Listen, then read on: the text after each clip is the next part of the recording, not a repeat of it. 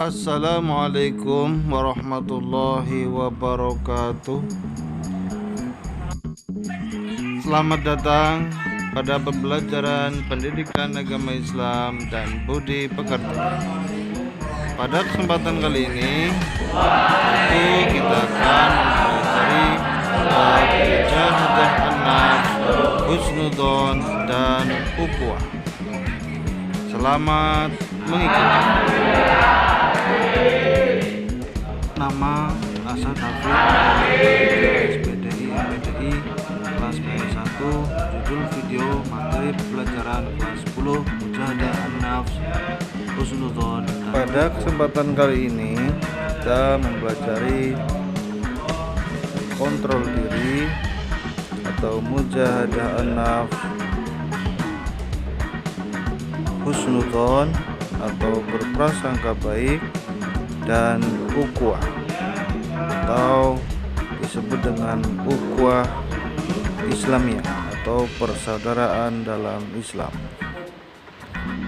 Meniti hidup dengan kemuliaan ada bagian, yaitu satu, analisis Quran surat Al-Hujurat ayat 12 dan analisis Quran surat Al-Hujurat ayat 10.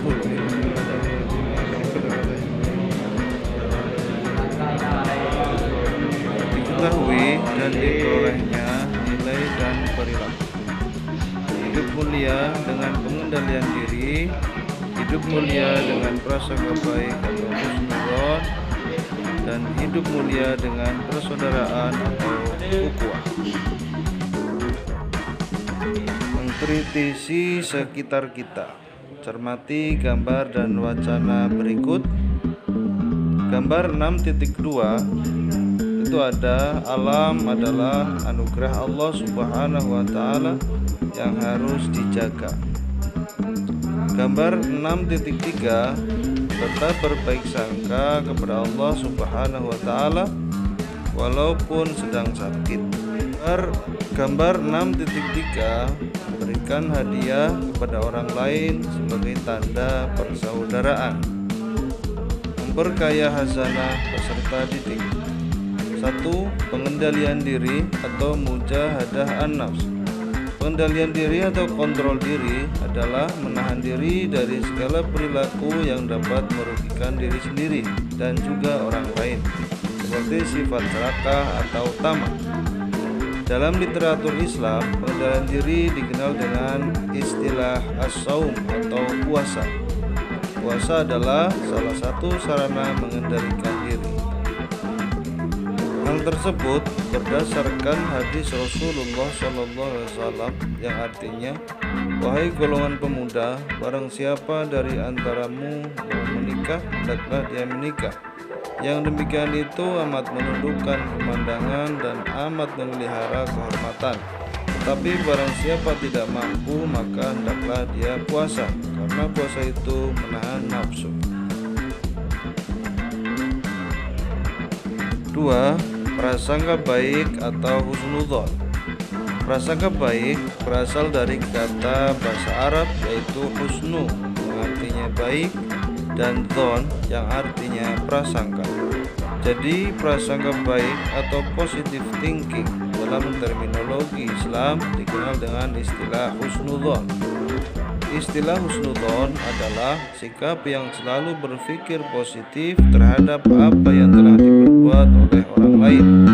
Lawan dari sifat ini adalah buruk sangka atau suudzon, yaitu menyangka orang lain melakukan hal-hal buruk tanpa adanya bukti yang benar.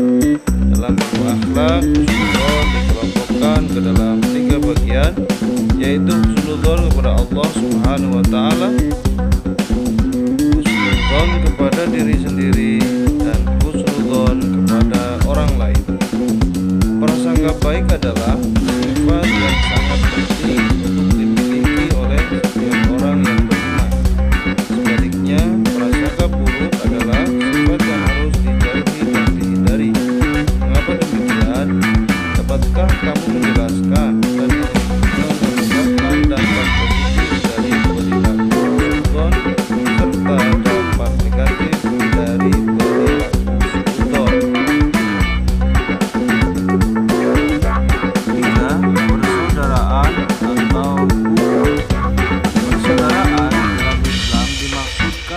bukan sebatas hubungan kekerabatan karena faktor keturunan, tetapi yang dimaksud dengan persaudaraan dalam Islam adalah persaudaraan yang diikat oleh tali akidah sama muslim, persaudaraan karena fungsi kemanusiaan sesama manusia makhluk Allah Subhanahu wa Ta'ala. Kedua persaudaraan tersebut sangat jelas dicontohkan oleh Rasulullah Shallallahu Alaihi Wasallam, yaitu mempersaudarakan antara kaum Muhajirin dan kaum Ansor, serta menjalin hubungan persaudaraan dengan suku lain yang tidak seiman dan melakukan kerjasama dengan mereka. Ayat-ayat Al-Quran tentang pengendalian diri, prasangka baik, dan persaudaraan atau ukhuwah. 1. Quran Surat Al-Hujurat ayat 12.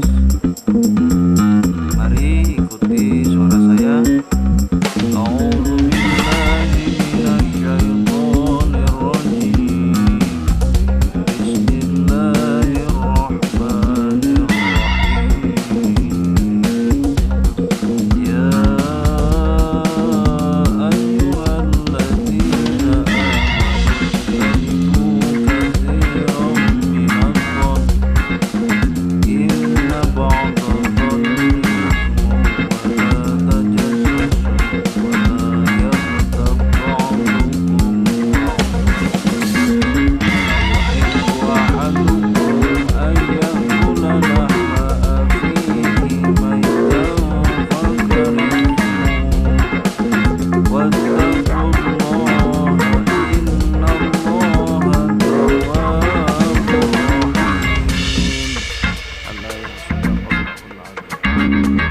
Artinya, wahai orang-orang yang beriman, jauhilah banyak dari prasangka. Sesungguhnya sebagian prasangka itu dosa, dan janganlah kamu mencari-cari kesalahan orang lain, dan janganlah ada di antara kamu yang menggunjing sebagian yang lain. Apakah ada di antara kamu yang suka memakan daging tentu kamu merasa diri dan bertakwa kepada Allah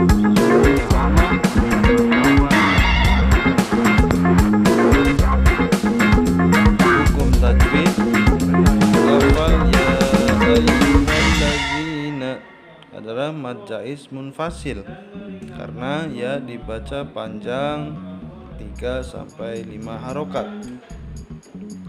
Lafal ya ayyuhalladzina, hukum tajwidnya alif lam syamsiyah karena alladzi dibaca jelas. Lafal yaghtab ba'dukum, hukum tajwidnya idgham mutamasilin, ba'dukum ba'da, hukum tajwidnya ikhfa safawi. 2. Quran Surat Al-Hujurat ayat 10. Mari tirukan. A'udzu billahi minasyaitonir rajim. Bismillahirrahmanirrahim. Innamal mu'minuna ikhwatun fa aslihu baina akhawaykum wattaqullaha la'allakum turhamun.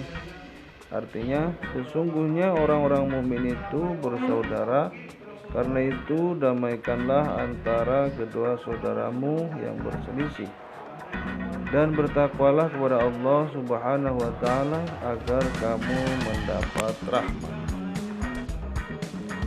Hukum tajwid. Lafal al-mu'minuna, hukum tajwidnya adalah alif lam syamsiyah karena al dibaca jelas. Ikhwatun fa'a, hukumnya adalah ikhfa karena nun mati atau tanwin ketemu huruf fa. Lafal akhawaikum wa, hukumnya adalah izhar syafawi.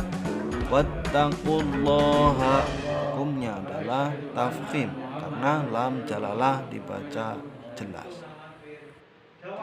Selanjutnya, hadis tentang pengendalian diri diriwayatkan dari Abi Hurairah radhiyallahu an bahwa Rasulullah bersabda, an Abi Hurairah radhiyallahu an anna Rasulullah sallallahu alaihi wasallam qala laisa syadidu bisur'ati innama syadidu alladhi yamliku nafsahu indal ghadab. Orang yang perkasa bukanlah orang yang menang dalam perkelahian, tetapi orang yang perkasa adalah orang yang mengendalikan dirinya ketika marah. Hadis riwayat Bukhari dan Muslim. 2. Hadis tentang prasangka baik. Rasulullah sallallahu alaihi wasallam bersabda, iyyakum wa dhanna fa inna dhanna akdzabul hadis. Artinya, jauhkanlah dirimu dari prasangka buruk, karena sesungguhnya prasangka itu adalah perkataan yang paling dusta. Hadis riwayat Bukhari.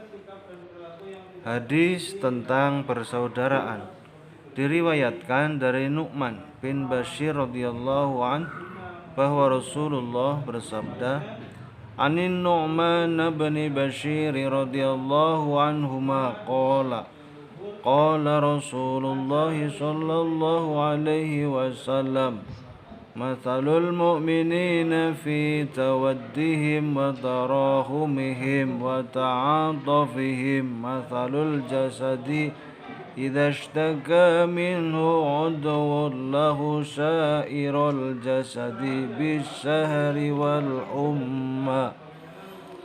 Artinya, perumpamaan orang-orang mukmin dalam saling mencintai, saling mengasihi dan saling menyayangi seperti satu tubuh.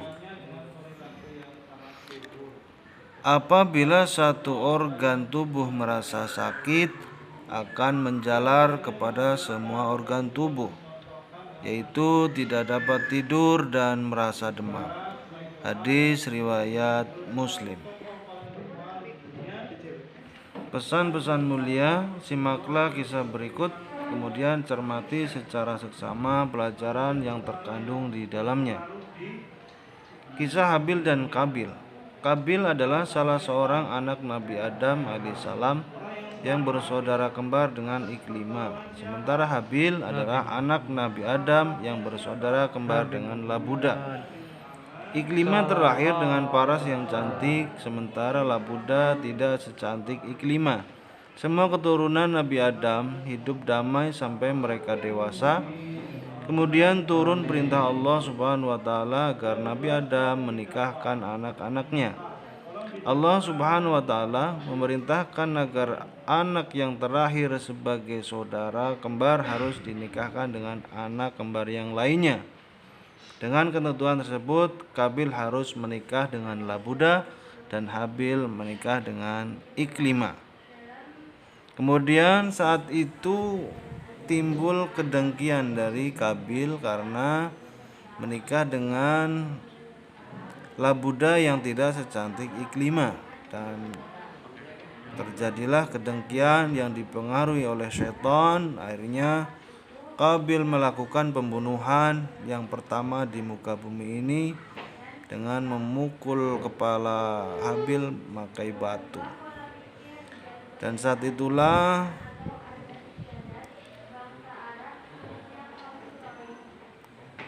ketidakadilan terjadi karena kedengkian yang dipengaruhi oleh setan, akibatnya sangat fatal dan berdosa besar. Na'udzubillah tsumma na'udzubillahi min dzalik. A. Pengendalian diri atau mujahadah an-nafs. 1. Berhikmah dengan cara kita bersabar dengan tidak membalas terhadap ejekan atau cemoohan teman yang tidak suka terhadap kamu. 2.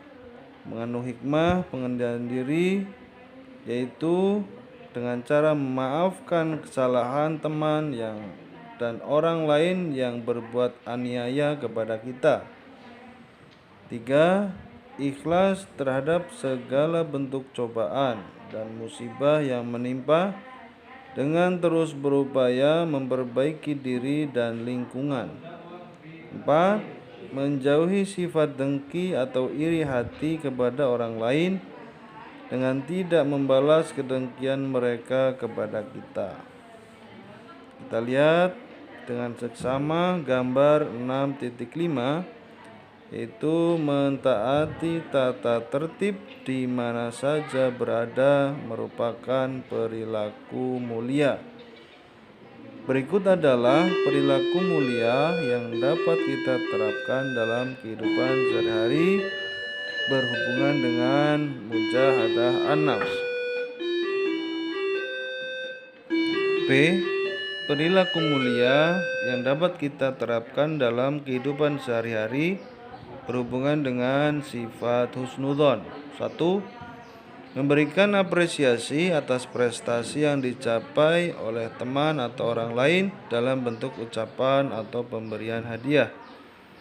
2. Menerima dan menghargai pendapat teman atau orang lain meskipun pendapat tersebut berlawanan dengan keinginan kita. 3. Memberi sumbangan sesuai kemampuan kepada peminta-minta yang sedang ke rumah kita. 4. Turut serta dalam kegiatan-kegiatan sosial baik di lingkungan rumah, sekolah, ataupun masyarakat. 5. Mengerjakan tugas-tugas yang diberikan kepada kita dengan penuh tanggung jawab. C. Perilaku mulia yang berhubungan dengan ukhuwah. 1. Menjenguk, mendoakan, membantu teman atau orang lain yang sedang sakit atau terkena musibah. 2. Mendamaikan teman atau saudara yang berselisih agar mereka sadar dan kembali bersatu. 3. Bergaul dengan orang lain dengan tidak memandang suku, bahasa, budaya, dan agama yang dianutnya. 4. Menghindari segala bentuk permusuhan, tawuran, ataupun kegiatan yang dapat merugikan diri sendiri dan orang lain. 5. Menghargai perbedaan suku, bangsa, agama, dan budaya dari teman atau orang lain. Terima kasih atas perhatian dan kerjasamanya. Semoga bermanfaat dan bisa menjadi salah satu amalan yang baik bagi kita dan benar diterima oleh Allah Subhanahu wa taala. Amin amin ya rabbal alamin. Segala kekurangan dan kelebihan kami mohon maaf yang sebesar-besarnya. Wallahul muwaffiq ila aqwamit thoriq. Billahi taufiq wal hidayah. Wassalamualaikum warahmatullahi wabarakatuh.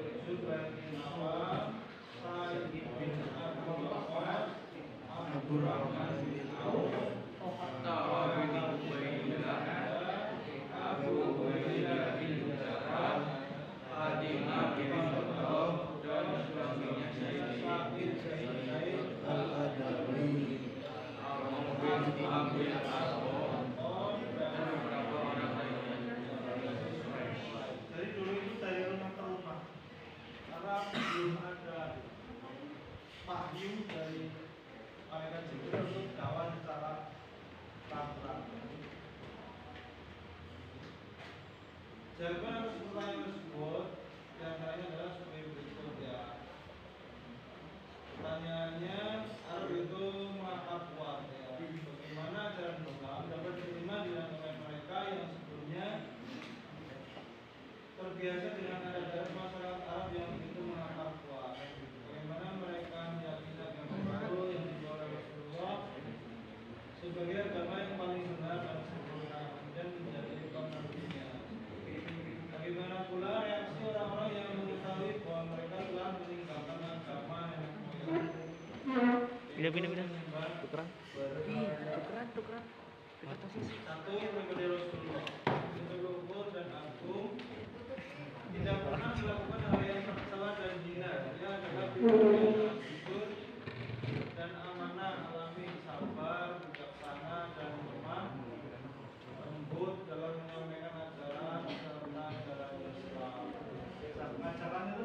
memaksa.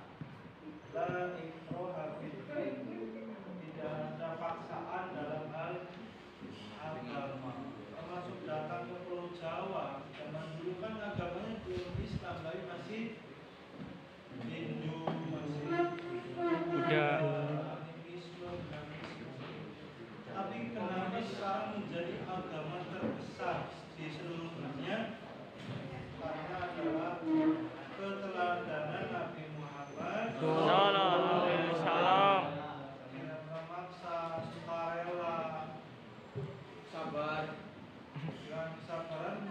Aku membaca syahadat tidak dipaksa, tapi dengan atas dasar keinginannya sendiri, tidak dipaksa.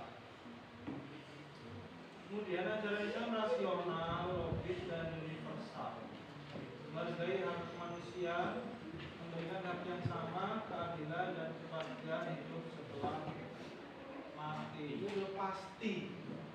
Ajaran Islam sudah pasti benar, ada kehidupan setelah mati. Bagaimana kita bisa selamat besok di akhirat jika kita mengikuti ajaran Nabi Muhammad SAW? Rasional itu apa? Masuk akal. Kenapa? Bisa diterima oleh logika kita. Ajarannya ya rasional itu sudah diterima akal.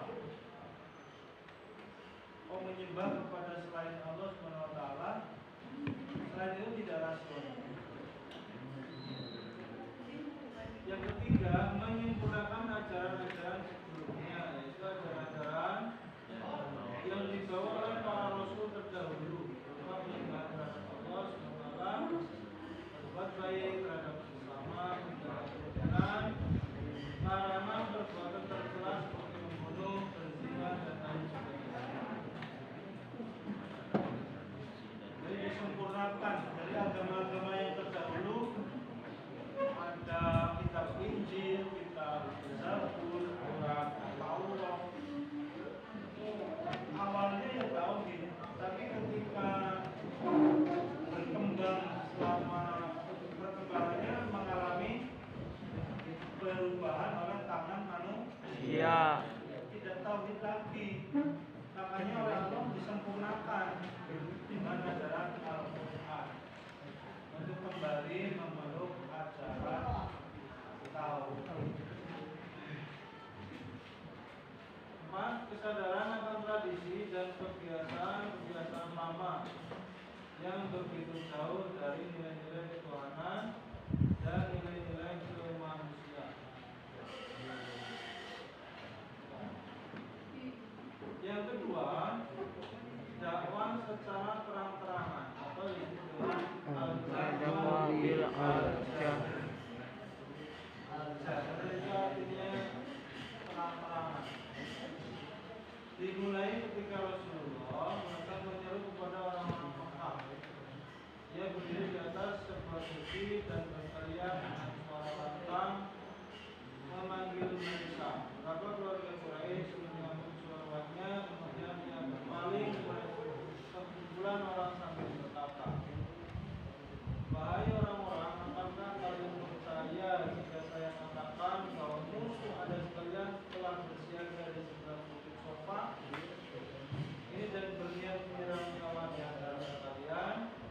Mereka menjawab, "Kami benar akan Allah sebagian dari kami." Lalu dia berkata,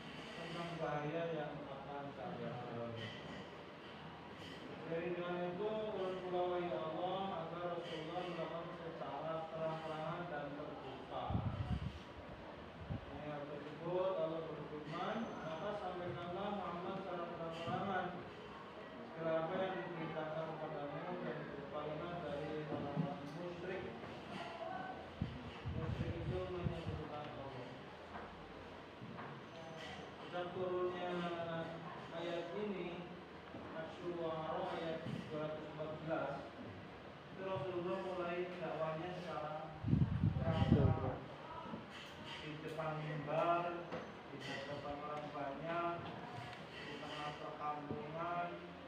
Saat itu Rasulullah mulai dakwah sehingga banyak orang yang memeluk Islam. Seperti contoh gambar di atas orang yang sedang berdakwah secara terang-terangan dan terbuka. Tolong dibaca lagi ini. Berdasarkan ayat di atas apa? Coba Mas. Baca sedikit. Siapa yang sudah baca? Yang ini. Tunduh tuh. Baca? Saya Pak, Ya. berdasarkan ayat-ayat di atas, Rasulullah SAW yakin bahwa sudah saatnya ia dan para pengikutnya untuk menyebarluaskan ajaran Islam secara terbuka dan terang-terangan. Dengan dukungan istrinya Siti Khadijah, paman yang setia membelanya yaitu Abu Thalib, serta para sahabat dan pengikutnya yang setia, ditambah pula dengan keyakinan bahwa Allah SWT senantiasa menyertai, dimulailah dakwah suci ini. Pertama-tama dakwah dilakukan kepada sanak keluarga, kemudian kepada kaumnya dan penduduk kota Makkah yang saat itu penyembahannya kepada berhala begitu kuat. Dari kalangan keluarga, ia mengajak paman-pamannya termasuk Abu Lahab dan Abu Jahal yang terkenal sangat menentang dakwah Rasul. Mereka menolak mentah-mentah ajakan Rasulullah SAW dengan mengatakan bahwa agama mereka lah yang paling benar. Penolakan yang disertai ejekan, cemoohan, hinaan, bahkan ancaman tersebut tidak lantas membuat Rasulullah SAW berputus asa dan berhenti melakukan dakwah. Namun beliau makin tertantang untuk terus mengajak masyarakat memeluk agama tauhid. Ya, lanjutkan namanya siapa Barusan? David. Selanjutnya dibaca lagi. Siapa namanya? Siapa? Ya, siapa? Fauzan. Ya, dibaca Fauzan. Melihat kenyataan. Melihat kenyataan tersebut, Abu Lahab, Abu Sufyan, dan kalangan bangsawan serta pemuka Quraisy lainnya meminta para penyair Quraisy untuk mengolok-olok dan mengejek Nabi Muhammad SAW. Selain itu, mereka juga menuntut Muhammad untuk menampilkan mukjizatnya seperti apa yang telah ditampilkan oleh Musa alaihissalam dan Isa alaihissalam, seperti menjadikan bukit Safa dan Marwah berubah menjadi bukit emas, menghidupkan orang yang sudah mati, menghalau bukit-bukit yang mengelilingi Mekah, memancarkan mata air yang lebih dari jam-jam. Tidak sampai di situ, bahkan mereka mengolok-olok Nabi dengan menyatakan mengapa Allah Subhanahu wa Ta'ala tidak menurunkan wahyu tentang harga barang-barang dagangan agar mereka dapat berspekulasi. Semua cemoohan, ejekan dan ancaman yang ditujukan kepada Rasulullah SAW dan para pengikutnya makin melecut semangat Rasulullah SAW. Dengan terus bertambahnya jumlah pengikutnya, pelan tetapi pasti pengaruh Rasulullah SAW dan ajaran Islam semakin diterima oleh masyarakat Mekah yang telah muak dengan taktik-taktik kotor jahiliyah. Kenyataan ini mendorong para pemuka Quraisy datang kembali kepada Abu Thalib, paman yang selalu membela Rasul. Mereka membawa seorang pemuda yang gagah yang bernama Umarah bin Al-Walid bin Al-Mughirah untuk ditukarkan dengan Nabi Muhammad SAW yang ditolak oleh Abu Thalib.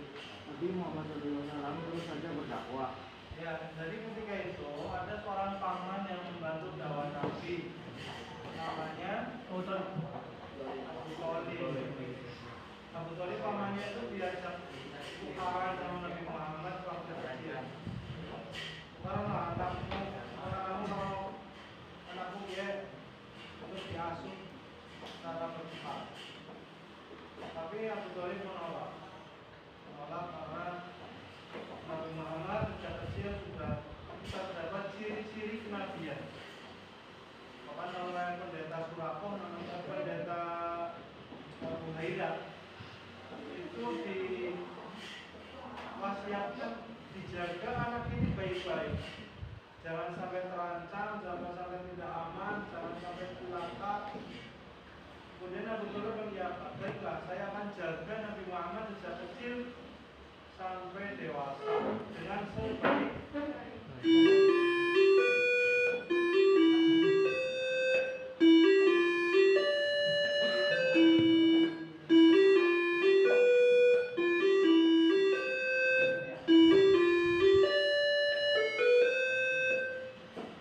Ya, dijaga sebaik-baiknya.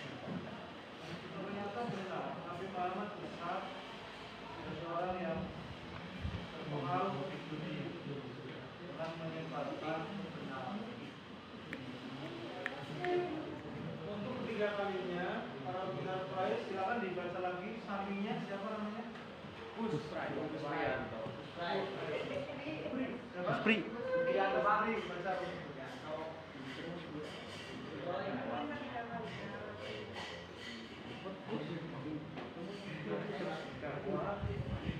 Yang nemu siapa? Ya, silakan.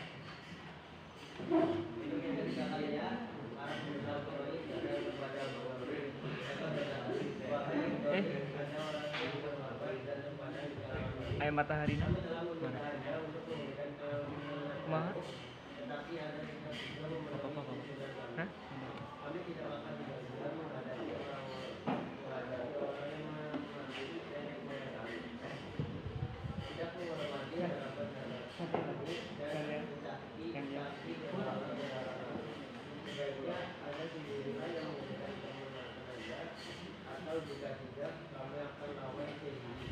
Hah?